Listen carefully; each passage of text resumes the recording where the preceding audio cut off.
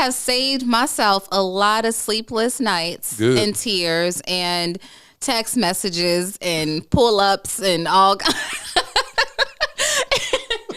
pulling up on people. Like, I have saved myself all of that by guarding my heart and not expecting too much or giving too much too soon. And I think I've said this to you before, where I am the person that whatever a man says he is able to offer me, I expect nothing more and nothing less. I do not try to convince. I do not try to change. I do not try to cook my way to your heart. We put porn to shame. The womb isn't just about where I give birth to babies. The womb is about where we give birth to purpose. I was basically all of her nevers. I never imagined my journey would inspire people all over the world. You have set a standard in love. I was dating a young lady who helped me heal. Wow, this woman is a ride or die. The conversations have really helped me to change my perspective on relationships. I had 19 attorneys at one time that were speaking into my ear. 19 attorneys.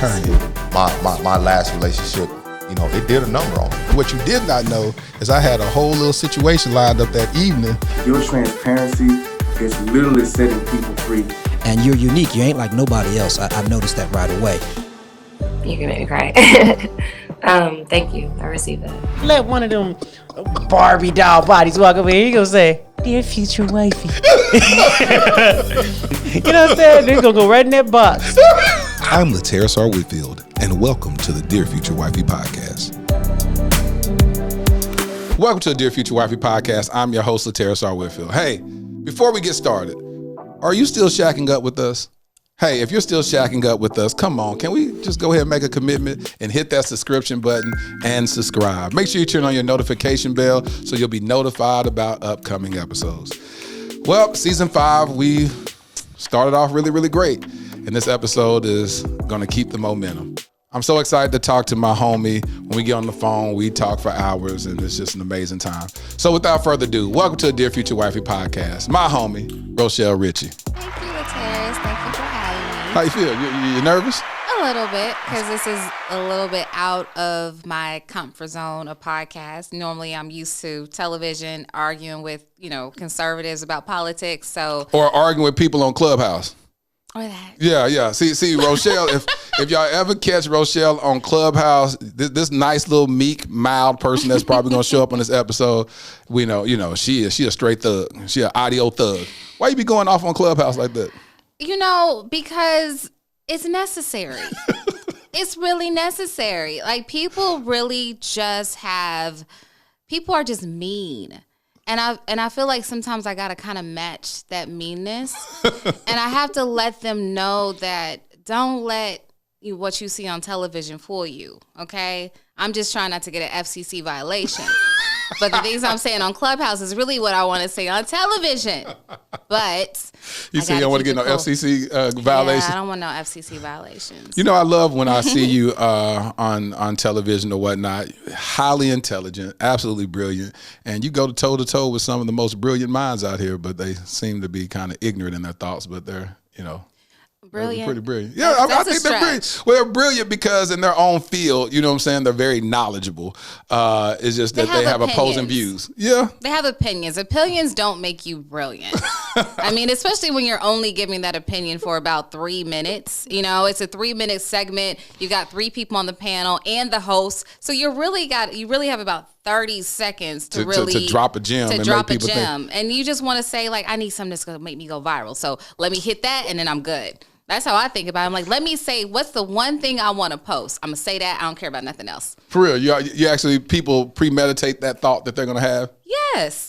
See, I be wondering because it seems like it's so impromptu, so organic, and it's like y'all are just going tit for tat. And I know. Sometimes I will say, sometimes it is very organic, but there are times where you do want to have that one slug that you can throw, and that's the one that's going to land, and that's the one that you're going to post. Well, you know what? We had a conversation about a month ago, and we were talking about this huge change that you have gone through over the year.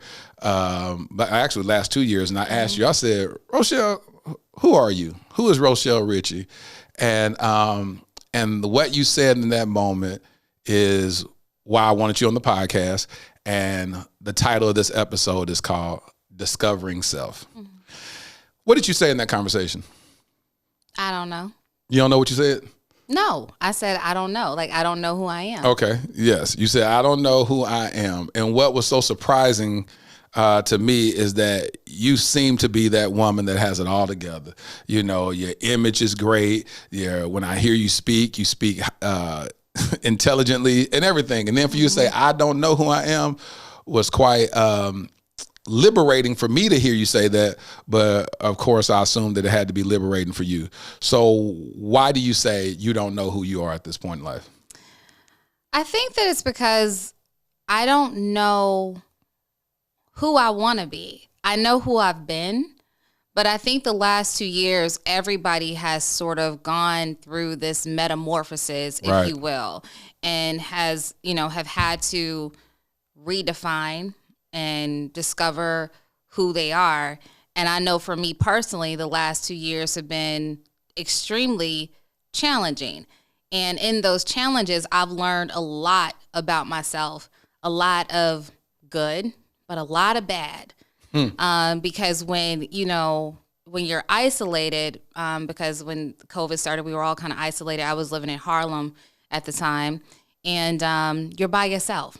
And when you spend a lot of time by yourself and you have an idle mind, you start to see things about yourself that are like, who is that person? Why would she think something like that? Why would she react this way to certain things? And then I had to go back and look at it from a career perspective too, because I've been on television. I started out as a television reporter in 2004, and I've lived all over the country. I've lived in Washington State, Oklahoma, Florida, Baltimore, New York. I've lived everywhere. And being on television, you start to become a character. Yeah. And I have been a character for a long time in front of people. I've been playing this role. And when COVID hit and I lost my job, I had to leave New York, and I'm sure we'll get into like my dad getting sick, different things like that. I was no longer playing a character. It's like, this was real life. This is you. This is me. And so now I'm trying to figure out, who do I want to be? Where do I want to go? And I feel like there's a lot of ego attached to that. When I left television news in 2015, I went and joined the state's attorney's office in Baltimore City, and that was during the Freddie Gray riots. And it was really hard for me because my ego was still attached to being seen. Yeah, talk about it. And now I'm going through this period of time where if you go on my Instagram, I'm archiving stuff all the time. I have 500 posts, but you might only see 30 on my page. Because I'm archiving stuff because I'm like, who is this? No. I just don't want to be seen. And I've been denying television hits because I'm just like, I just don't want to play that role anymore. Like, I want to have more genuine conversations, because when you go through this process of discovering who you are, all that other stuff just seems so basic and meaningless that I want to have real intimate conversations, not just sitting on television arguing about politics. I'm over it. So how did you get thrusted into politics? So I've always been very opinionated. I can't tell, Rochelle. I've always been extremely opinionated. I have always been unafraid to use my voice to stand up for what is right. I've always been that way. Ever since you was a little kid? No, I was a very shy little girl. Oh, so this emerged around what age? Probably around high school, around that time, college, different things like that. Started being more vocal. Yeah, and I was always willing to say what other people didn't want to say, and I really didn't care how you felt about it. Did it get you in a lot of trouble? No. It didn't? Didn't get you no fights or nothing? No. Okay. No, because I was telling the truth. So what you can't fight the truth. People don't like the truth, though. They you may don't, say but nobody's going to put hands on me, so it's fine. She said, let's be clear now. Let's be clear. Ain't nobody finna go put no hands on me. No. All right. But I think I've always been this way. But I will say that it's something that I just feel like I have to do because a lot of people are afraid to use their voice, and I'm not. And I think that being a woman and being a Black woman, there's this fear of, oh, you don't want to, people are going to think you have an attitude. People are going to think you're angry. I don't care. I am angry. So I'm going to act angry. I do have an attitude because I got an attitude about it.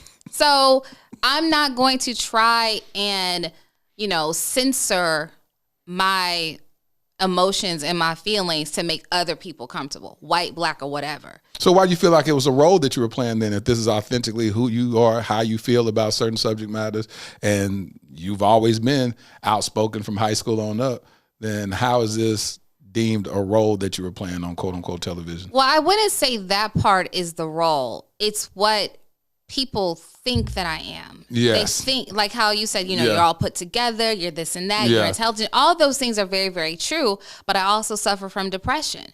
I also suffer from anxiety. Okay. There are times where I literally, if I'm having a depressive episode, I can't get out the bed. But nobody sees the ugly side, and they just see my social media posts, or they see me on television and think, oh, everything is all, she's got, she's this, she's that, whatever. But it's like, you don't know what happens when I go home. That's good. And you also don't know what happens when I get off of Fox News and I'm getting called the N-word, the B-word, all these different things that I have to internalize emotionally while already dealing with my own mental health issues. So it's a lot. You and I talked about something, and it just popped up. You went on, trying to find the best way to say this. You went on this popular guy's platform and to voice your opinion about his thoughts towards women. People can deduct who this person is. And what happened in that situation? Well, to be clear, I didn't go on his platform. It was on Clubhouse. Yeah, it was on Clubhouse. It was Clubhouse. But he was one of the mods in the. Yeah, he was a moderator. When I went on that stage, the reason what people don't understand that I was really trying to get at, and this was kind of my own fault because I should have known that I needed to, kind of like when I go on Fox News, I got to hit that point real quick because I know they're going to interrupt me and cut me off. So it's like, let me get out the main thing I want to say. So I should have used that same sort of strategy when I was speaking to him. But what happened is, what I was really trying to get at in that conversation is that, one, the video that I had talked to the young woman that was called Average at Best. I talked to her on the phone, named Jessica. And when I talked to her, she told me that she didn't know she was being recorded. And I was like, well, what do you mean everybody's recorded? Yeah. And she said, well, I knew my voice was being recorded, but I didn't know that the Zoom and my image were being recorded. So when she says, can you see me? She's thinking just he can see her, not millions of people. Yeah. So she told me that she had to seek therapy because her business had been threatened. She'd been threatened, all these different things. And so what I wanted to get to was, I was asking, have you reached out to her to be like, I'm sorry it went that way or whatever, but he doesn't care. No, he don't care at all. He doesn't care at all that you are causing psychological damage. You are not a mental health expert in any capacity. At all. And you are exposing people who don't know that they're being exposed. The voice, I got a PhD. I talked to her as well. She lives out in California. She says that when she says I'm a PhD, it's because in the original conversation, he asked her, what's your highest level of education? And she said, I'm a PhD. It was never, I'm boasting and bragging about, I got a degree in this and that and blah, blah, blah. It wasn't that, but that is how her sound is being used. So when I went onto the stage, I wanted to confront him about that because I feel like a lot of people didn't know that this woman being called Average at Best had no idea that she was being recorded visually for everybody to see, and that her name was going to be used because when you go on Zoom you can see the name or whatever. Didn't know that her name was going to be there. That's how people start to track down who she was and her who she business. was. And I feel like as a Black woman, I need to stand up and be like, that's not cool. I'm not mad at that. It's not cool. And so, yeah, he threw me off the stage, and his minions, were all excited about it. They started sending me messages about, you're a alpha female and all this other kind of stuff, and your father must have been a beta because you didn't know how to take care of him. My father had just died from COVID. Exactly, which is what we're going to talk about. And that's why I say people say some of the most hurtful things, not realizing in real time you're actually dealing with real stuff. Yeah. And it's like you can have your platform, but I believe in being responsible with people. Yes. I believe that even if, it is it's tense, it maybe might even get disrespectful, I still feel at some point if you're making money off of people, and really you're making money off of Black trauma. That's what's being made. That's what it is. I feel like you still have a responsibility, because if something had happened to me or to her, it all started because of you. Exactly. And so I did this. Well, first I'm going to talk about this. That video of Jessica is what put him on the map. Isn't that crazy? Because that was the first video he ever had that went viral. It went crazy. His following on on YouTube went from whatever it was. Now it's 1 point something million or something. But it happened from that stuff.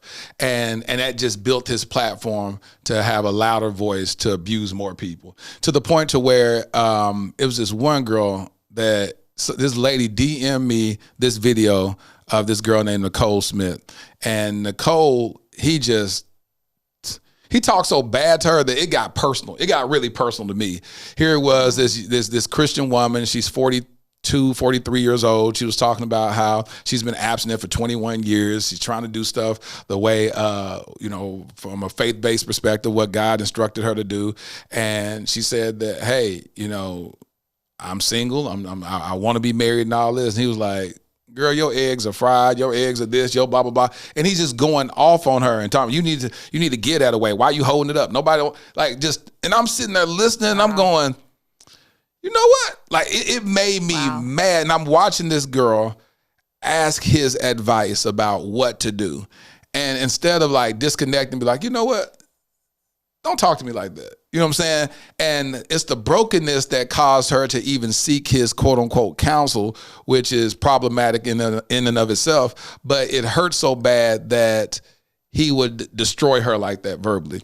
To the point to where I said, hey, we need to go find her. I want to get her, bring on the podcast, and literally edify her, restore her, build her up. And the platform that destroyed her in front of millions of people, now I want to be the voice to say, come on, let me tell you who you really are. Let me tell you how I see you and how God sees you, because that's what's so unfortunate. So I applaud you for actually championing the cause of saying, hey, listen, I'm gonna go stand up to. I'm gonna stand up to the bully, because that's basically what you did on Clubhouse. Is say I'm gonna stand up to him and be the voice for the voiceless.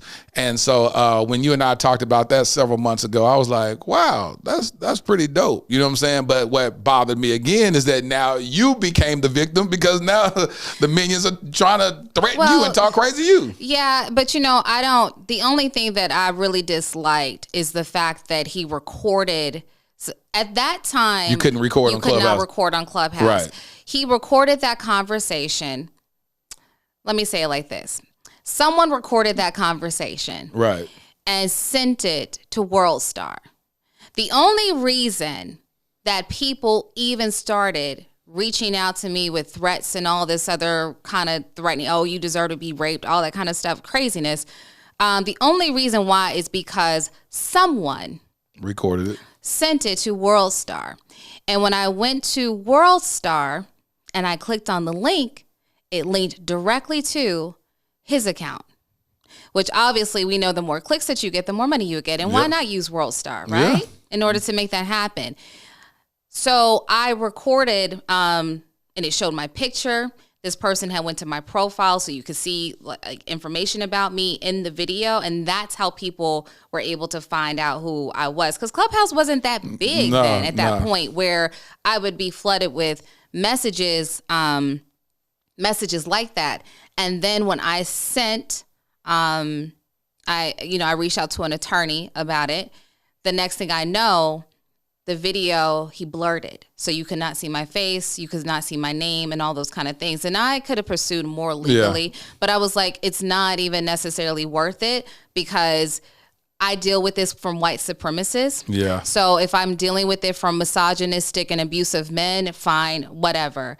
But it's disappointing when you're dealing with the same sort of attacks that you get from white supremacists and you're getting that from black men.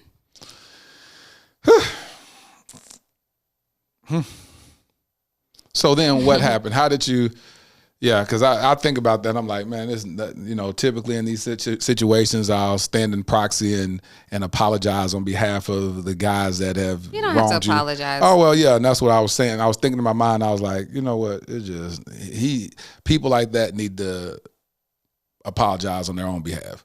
You know what I'm saying? Because at the end of the day, it's like there has to be a reckoning that happens where you look at yourself and say, you know what, I've been destroying these women. I've been destroying this toxic masculinity is affecting all these other men, and they're going out believing what they believe. And you know what's so funny about that?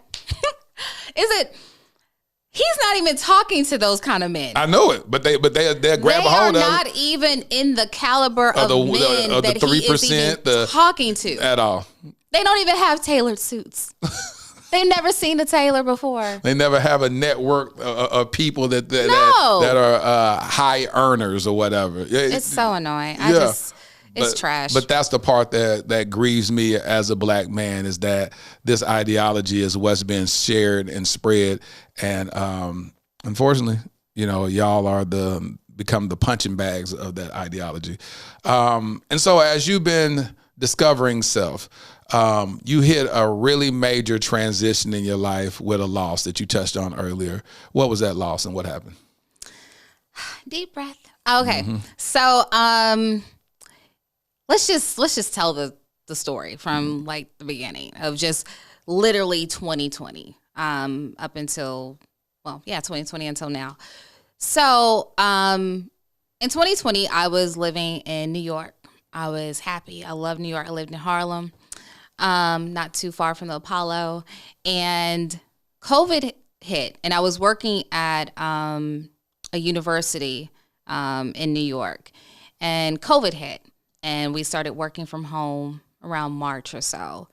One of my friends and colleagues got sick, and we were on a conference call, and I kept hearing somebody cough, and I'm like, I text her and I'm like, girl, who is that coughing all in the phone? She's like, oh, it's me. I'm sorry. She's like, it's probably, my blood pressure medicine. But at that time, any little sneeze or cough, you were like, you should go to the doctor. You should get checked out.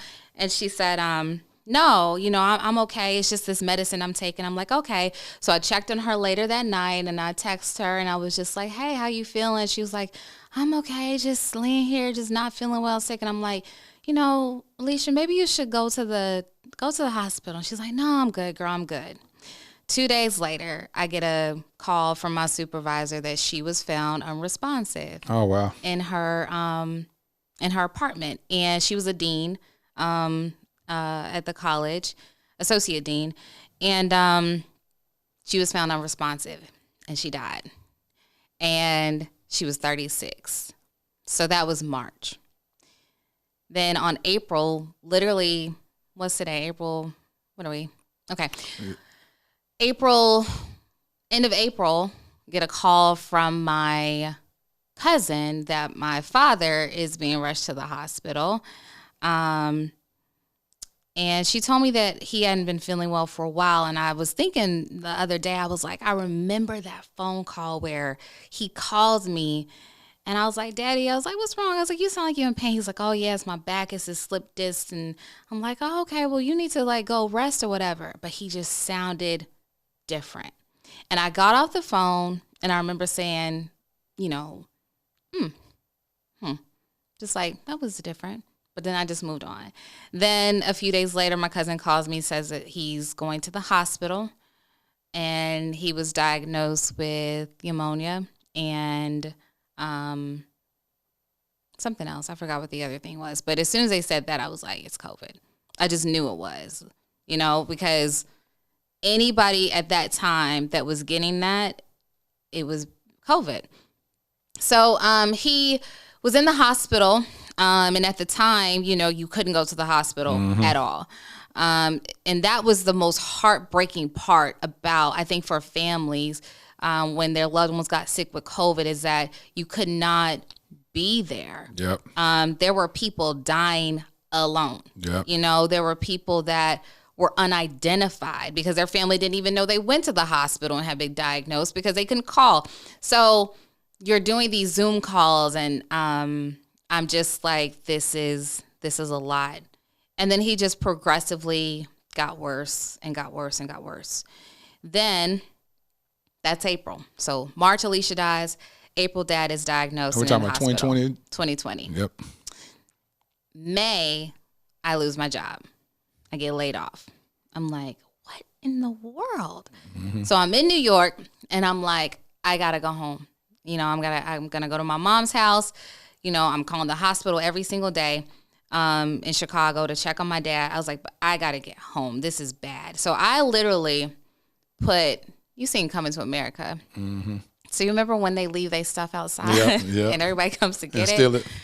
I rented me a little van, and anything that I could not put in my van, I'll put outside on the corner of 135th and Madison. Okay. And I put it out there, and it was gone by the time I got in my car to leave. And I drove home to my mom's house, and then I just everything became about my father. And I was calling the hospital 10 times a day. I was making decisions on surgeries because my dad wasn't married, and I'm his oldest daughter. So everything kind of fell on me to handle.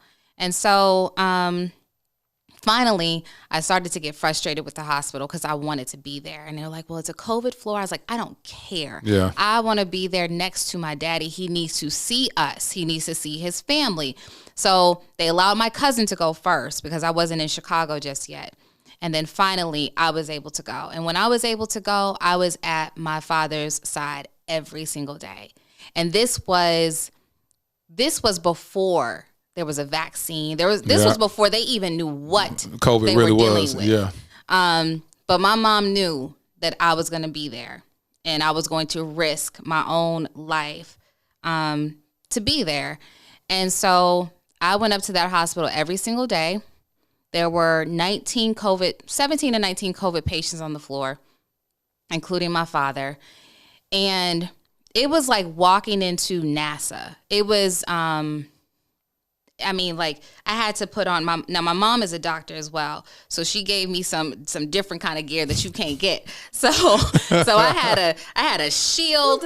I had the N95. I walked in, they probably thought I was a doctor. But Exactly. So they would probably let me just walk on in.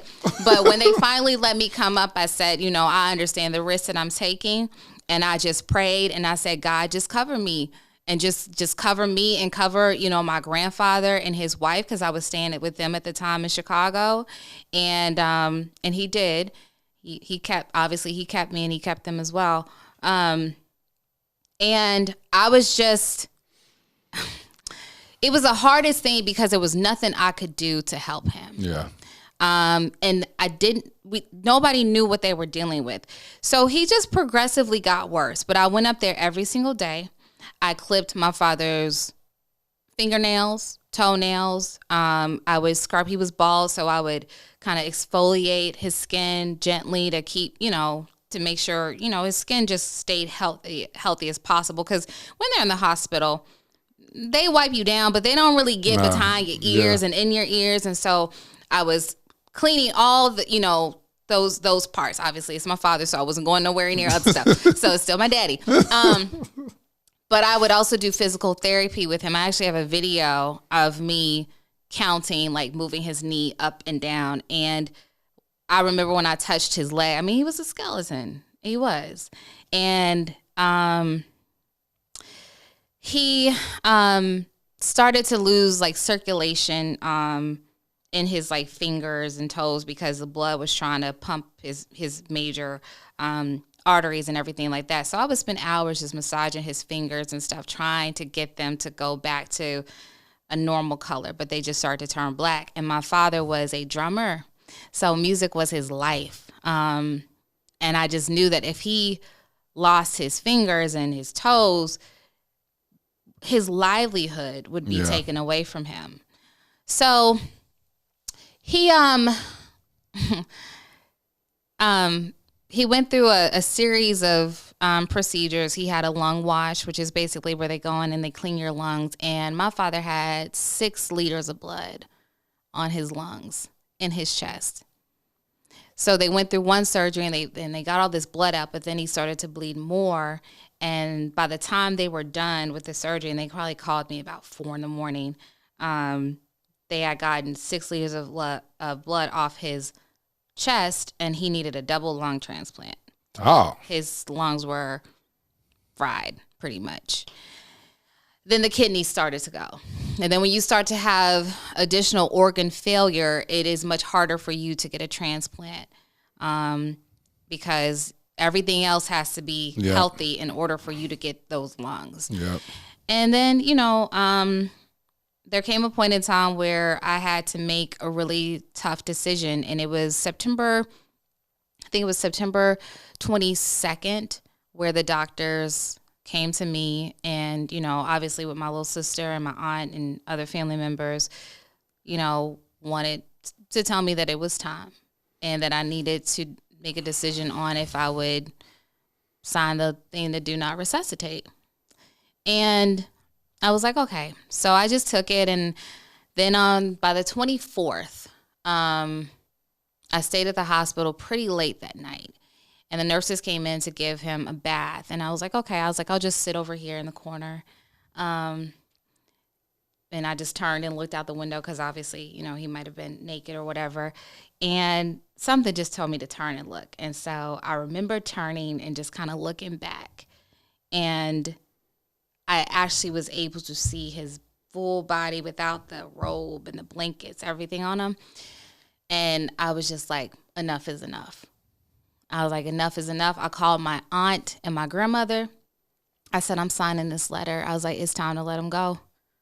And the next day, the hospital called me and told me that his heart rate was dropping. So I rushed to the hospital, and I'm the first one that gets there.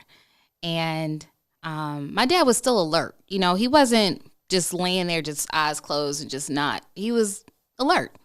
And so I was like, could he talk? No, he couldn't talk. Because he also had a trach put in, so he couldn't talk. And his voice just kind of went after a while.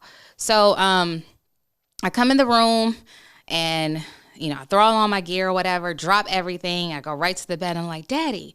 And his eyes just kind of open. He looks at me and I was like, hey, I'm here. And he's like, he just kind of nodded like that. And I said, I was like, not much longer. And he just nodded. And the thing that was comforting about, I know people are like, how is it comforting watching somebody die? Prior to that day, my father had went through what's called ICU hallucinations.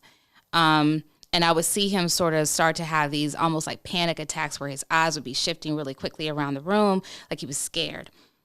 And when he got like that, I would just kind of come to him and I would take his hand and put it to my face and be like, you're good. It's okay. We're in the hospital, and I had asked him, I was like, are you scared of something? He nodded. Yeah, this was prior to that day of his final day.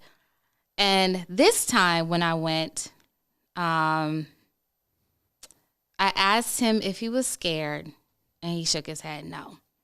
And that was extremely comforting to me because I didn't want him to be scared. Yeah. I had my Bible. I am not, look. She about to say she's not a very religious person, huh? Y'all working on me.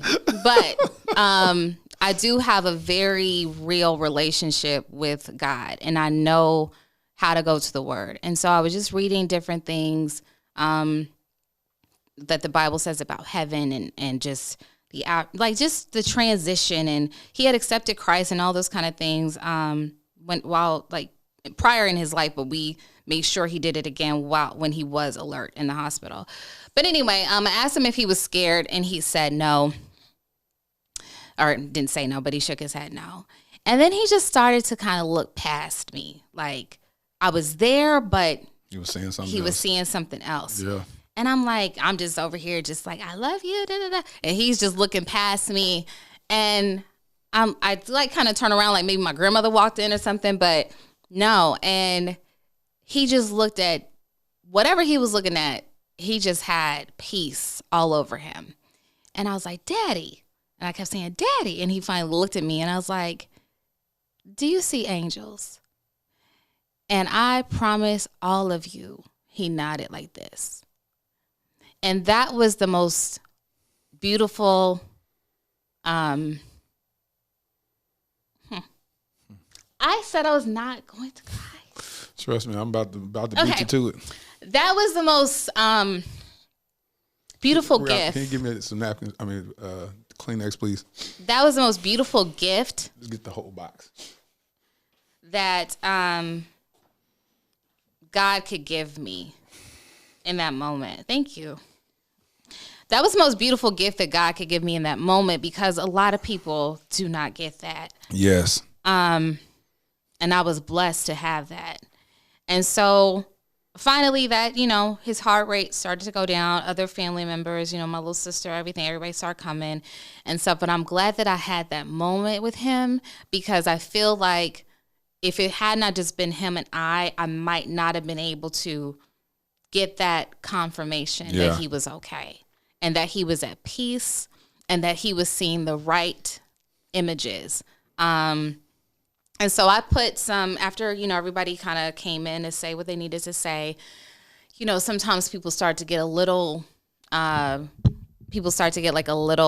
emotional and angry. Yeah. But I didn't want him to hear that. So I had my AirPods and I put my AirPods in his ear and I turned on some like meditation, like calming, like water.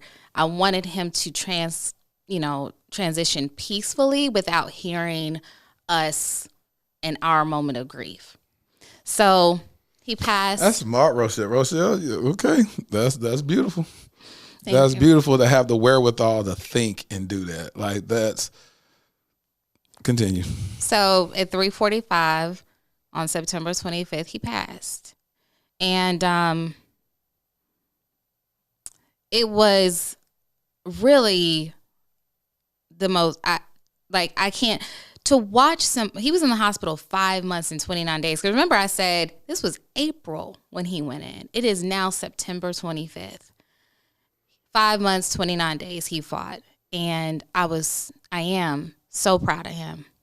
And when I talk about my father and how I was there and the things that I was doing, a lot of people think, gosh, we had this close relationship, gosh, he must have been at every track practice and band competition and prom and this and that. And it's like, no. My parents, my mother was 17, my father was 18 when they had me in Chicago. I was a baby that was born out of love. My mom told me that after his death, that they were truly like teenage, like sweethearts. And they were virgins. So mess that up. They're like, oops, there it is.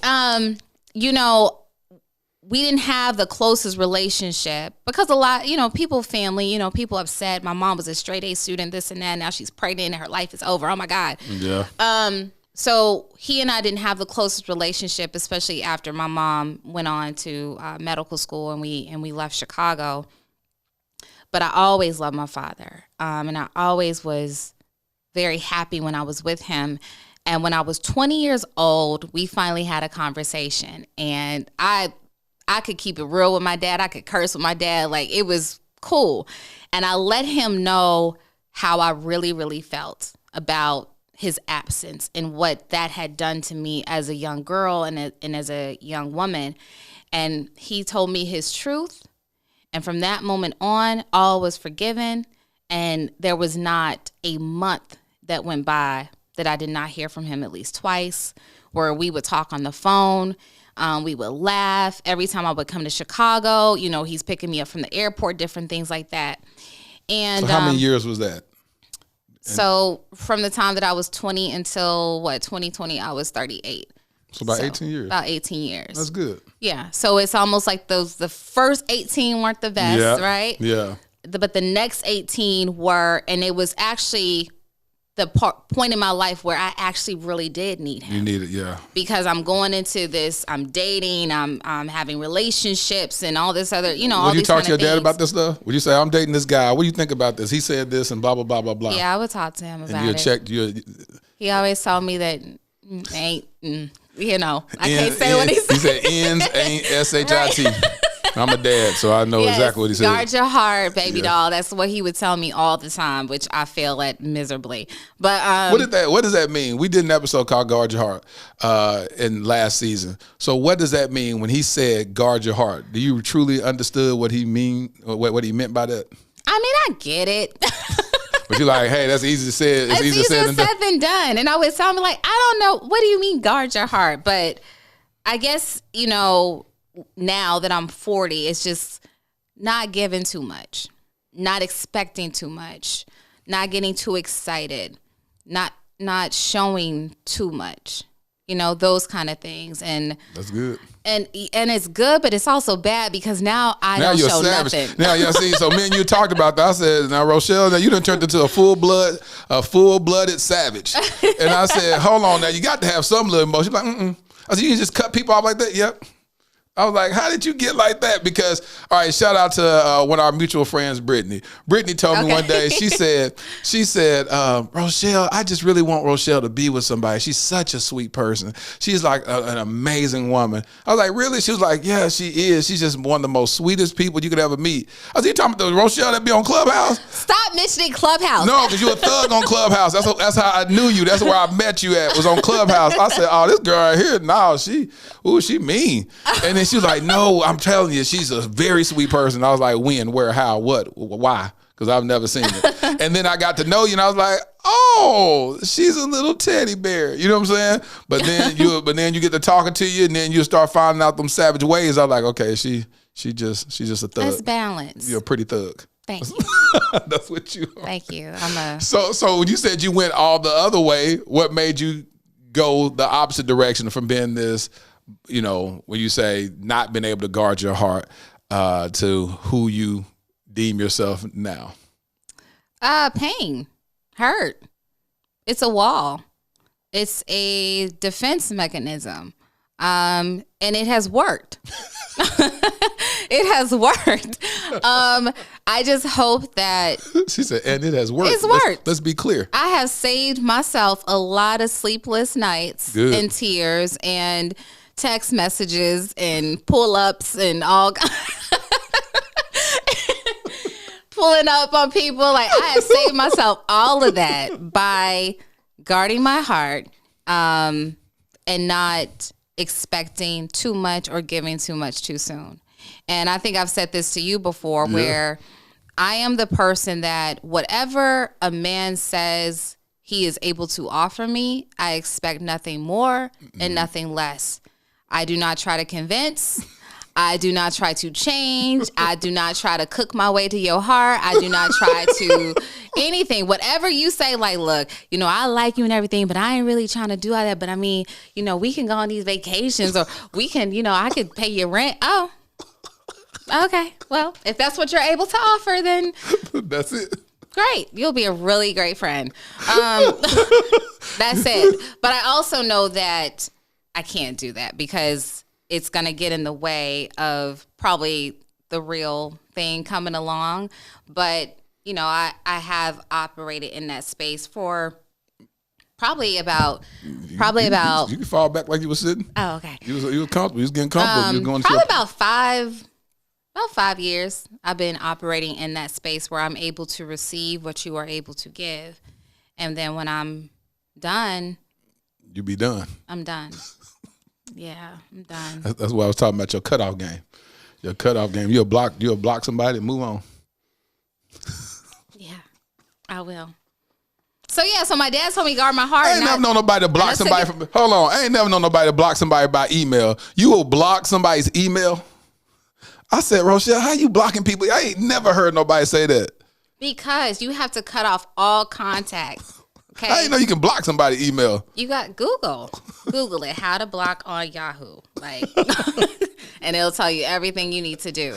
Because at some point, it sounds good and it sounds fun, but all those situations at some point turn toxic. Yep. Because it's not really who I am. There it is. It's not really what I want. So at some point it does get toxic because I'm like, I get irritated. Like, you're able to do all these things for me, yet give me what I deserve. So nah. So then I got to block you from everything. Because if you don't, we all know they like to circulate. They like to come back around. And I am just going ahead and putting up this shield for you not to circulate back into my life because I know what you're bringing and I'm done with that. I'm on to something else. That's interesting because even in this journey of self-discovery, you recognize what you ultimately desire. And then you come to yourself moment where you say, I'm operating less than what my expectations are and desires. Because initially you said, when a guy shows me who he is, basically, this is all I got to offer. You be like, all right, I'll play that game for you a little bit. But then even that's short-lived because you go, that's not really who I am. I really want the full package. I want somebody that I can find security in all areas. And instead of a la carting these securities where I have a guy that may pay my bill. I may have a guy that may be great sexually. I may have this guy that I go eat with. I may have this guy here. And you have all these different extensions of guys. But what you ultimately want is your person instead of these fragmented people. You know why I deal with that? We gonna keep it 100. Come on, that's what we are. We keep it lit on here. Bored. Talk about it. I do things and fool with people out of boredom. Yeah. And so because I'm bored and, all this and isolated and going through my grief and I'm vulnerable and I'm bored. And so I'm like, let me just go over here and be entertained for a minute. But then I'm like, oh, I don't want that. It's annoying. I'm done. Blocked for life. That's what this I'm gonna give a shout out real quick on Clubhouse. It's a woman named Kim Cutts and she says block for life and I just and it's the funniest thing. She says she block people life. Yeah, she's like block for life. I love it. It's the best little phrase ever. So I have to give her a shout out because that's her thing. I'm not gonna steal it. There it is. But yeah, block for life. And then you move on to somebody else. Block for life. So at some point, this blocking and this fun and this just operating out of boredom with people, it's going to have to change. And then you're going to shift into the spirit of intentionality. And then you want to entertain nothing that's less than what your expectations are. I hope so. Yeah. Because I asked you this, Rochelle, I said, do you want to be married? And what was your response? That's not the question. The question is, do I want to be a wife? And that was powerful when you responded like that. And so when you said the question is, do I want to be a wife? Unpack that. So when I think about a wife, there's so many different roles of what a wife is. People have their, as a wife, I do this, and as a wife, I do that. But I hate when people talk about it from such a basic level. When guys ask me like, oh, do you want to be married? Can you cook? Can you clean? You're basic. You have no depth. Go away. Blocked for life.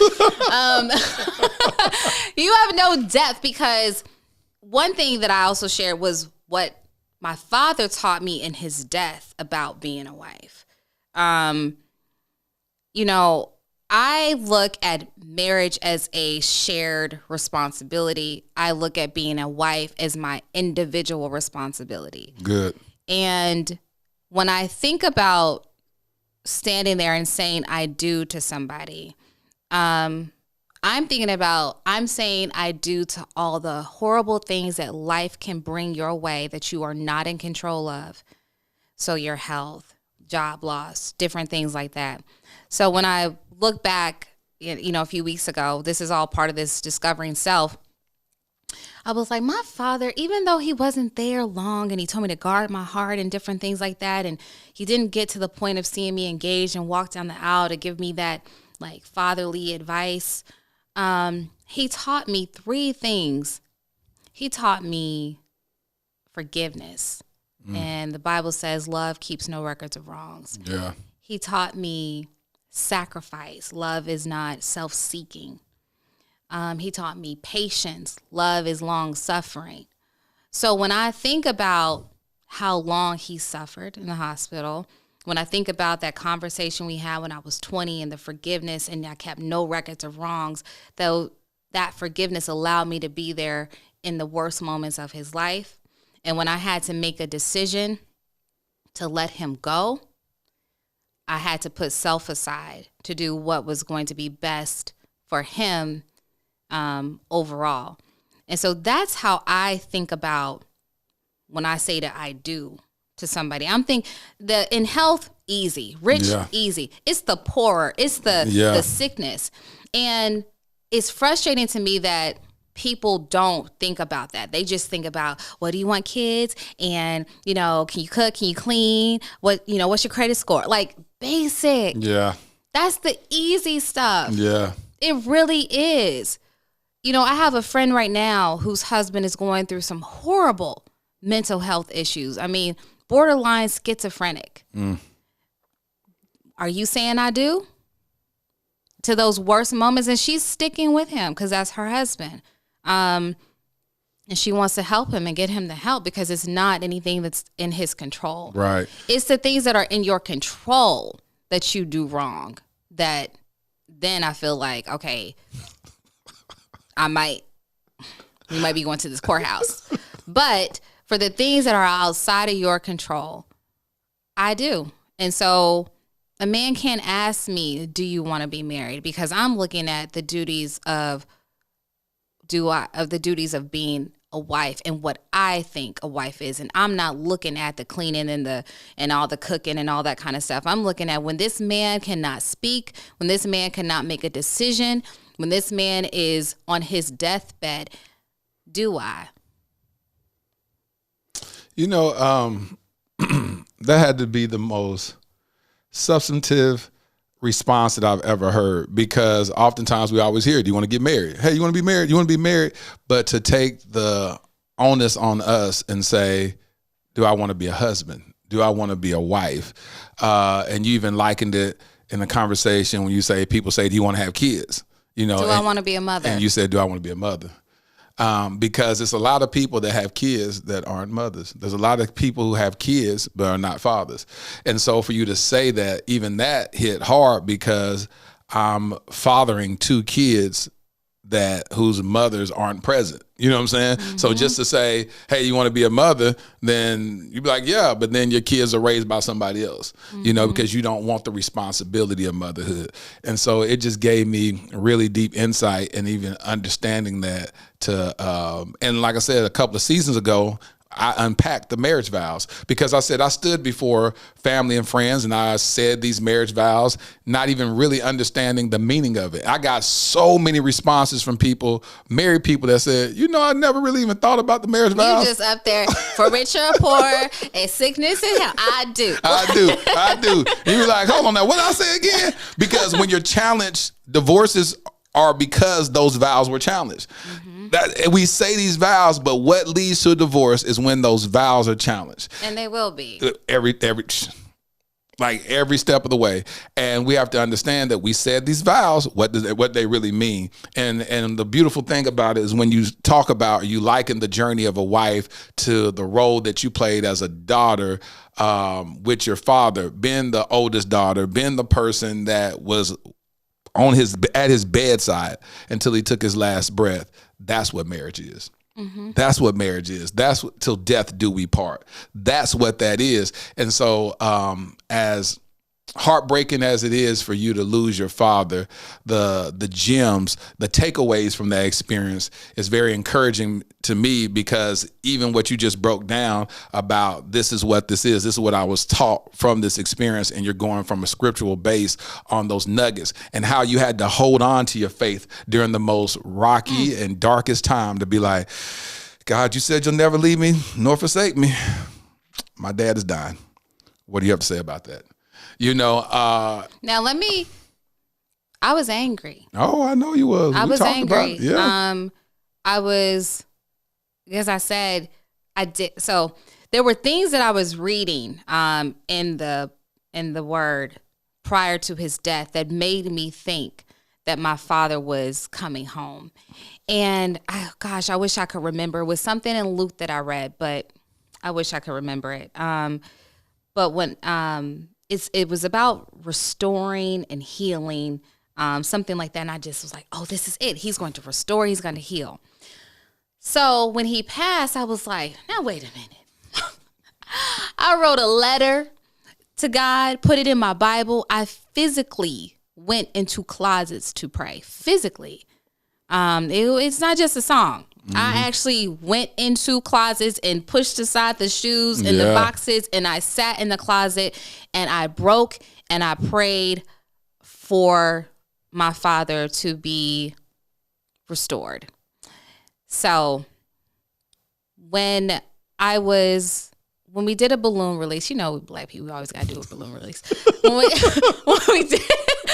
did the balloon release, I remember we were at the hospital because his friends and people came and we were at the hospital. And I remember saying that I talked about that scripture and how I thought he was coming home. But I realized that the 5 months and 29 days that my father spent in the hospital were between him and God. There was a reason why he was not able to speak and communicate, because that time was for him to get right with God. And there's this machine that he was on called ECMO. And it's basically a machine that rotates like blood out of your body, and it oxygenates your blood. And it's just this blood just constantly flowing through and just oxygenating over and over. And one day I looked at that machine, and something about it was very spiritual to me. It was like a cleansing. And that 5 months and 29 days that my father spent on the hospital, and then he was on ECMO for about 3 months and 29 days. He went through a spiritual cleansing. And that's why when he had that moment of fear, and then he had that moment of peace. And that is what, when I was reading that word and it was sounding as if he was coming home, it was really God telling me he's coming home to me. Thank God, and this is what I am doing to prepare him to transition back to me. So that's how I looked at that situation. And you said for 3 months and 29 days he was on what, that machine? On ECMO. It might have been, he might have went on ECMO a little bit sooner, but I really think he went on ECMO after about 8 weeks in the hospital. So yeah. About 3 months. Mm-hmm. So you was keeping record of all these numbers and days and all that stuff, huh? Yeah, every day I would call the hospital. I'd be like, oh, what's the ECMO at? Are we up, down? Where are we? What's his, all these numbers that I would take all this information back to my mom, because my mom's an anesthesiologist. So I would take all this stuff back to my mom and be like, what's this mean? Translate. What are they talking about? And that was really helpful. And I cannot thank my mother and my stepfather and my grandfather and his wife enough, because the fact that I was able to have a home, have cars that I needed, because I was in New York, I had no car. So come home to my grandfather's house, jump in his car and drive and just be on my way. Like my mother making me breakfast, like my family and my friends were so supportive. I remember one day I woke up and I had all these flowers delivered to my mom's house. Like my friends had just sent roses and tulips, and it had to be like 6, and they just kept coming to the house with people supporting me. So I'm so grateful for that. I mean, I'm grateful for all of it. And I'm grateful that I was able to exercise forgiveness so that I could be there, during that time. And it, like you said, it taught me a lot of lessons about who I really am. And the fact that you can't come to me on can you cook and clean? Block for life. Block for life. It's like when someone does get me, they're going to understand that they have gotten somebody that has thought about the absolute worst of everything. So when you get on your knee and when I say I do, that I'm saying I do to the real horrific things that happen in life. So when someone gets you, they will get you. Yeah. All right. Well, listen, how can people connect with you? Follow me on Instagram because I need to get my followers up. Amen. No. But no, you can follow me on Instagram. I don't know how many followers or how many posts I'm going to have at that time because, I'm going through this cleansing purging thing. But people can follow me at Rochelle Ritchie on Twitter, Instagram, Clubhouse. Where are you most active? Instagram. Okay. Yeah. I like to post Insta stories of puppies and TikTok. So if you come on my Insta story, you're going to laugh because you're going to be like, oh, because that's what I'm looking at. I love to laugh and I love any kind of little furry creature. So your stories. Well, listen, Rochelle, people saw a side of you that they ain't never seen before today. And I didn't use one curse word. You didn't cuss at all. Look at you. I remember one time we was talking on the phone. I said, oh, we talked the whole conversation. You didn't cuss. And you was like, well, I did say one curse word. I said, what did you say? And you was like, I said whatever. And I was like, well, it's a start. Look, I'm from the South Side of Chicago. Look, sometimes we just... you should hear my family, and nobody's angry. No one's gonna fight. We're just having a conversation, but it's in my DNA. But when I get on camera and stuff like that, I tone it down. And I don't like really going off on people, but sometimes you gotta let them know. Yeah, they just need it, huh? Sometimes Peter, hello. That's who you'd have been in the Bible, huh? I would have been Peter. Yeah, cutting out people's ears. Well, listen, Rochelle, I enjoyed talking to you. I'm glad that you kept it lit. You're living intentionally and transparently. And it's okay that you're on your journey of self-discovery. That's what this whole podcast was for with me, is I said, journey with me as I discover, uncover, and recover love. And the first part of that was discovering who I am after going through a divorce. Then after that, going through this toxic situationship that almost destroyed me. And I said, okay, who am I? This is crazy. Why did I put up with that for so long? Who am I?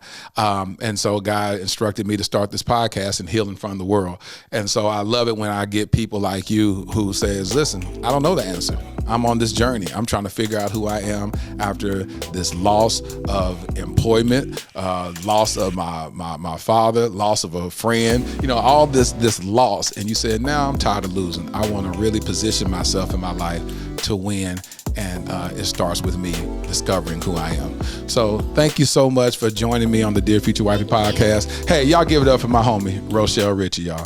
Thank you. Man, the importance of discovering self. I mean, in order for you to be any good for anybody else, you got to first know who you are.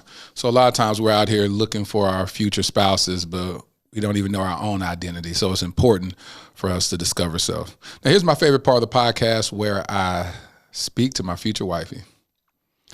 Dear future wifey, my face is flushed with anticipation with knowing you'll join this journey and do life with me one day. Your skill set and intellect are unmatched. I think I'm pretty dope, but we'll be blue magic together. And I'm not talking about the hair grease. And if you don't know what blue magic is, then our first order of business is to watch American Gangster. LOL. It's crazy how much I'm looking forward to simply holding you. No words spoken, just holding you. Allowing my mind to venture into the grace the Lord had by gifting me with our union. Holding you while withholding nothing. Bearing it all for you. No walls. Purely all of me. Your future hubby. I hope you enjoyed this episode of the Dear Future Wifey podcast. Remember, be lit, live intentionally and transparently, and don't stop loving. Make sure to subscribe to our Dear Future Wifey YouTube channel. We're available on Apple Podcasts, Google Podcasts, Spotify, and Stitcher. We welcome your support. Simply share our podcast with your friends and family.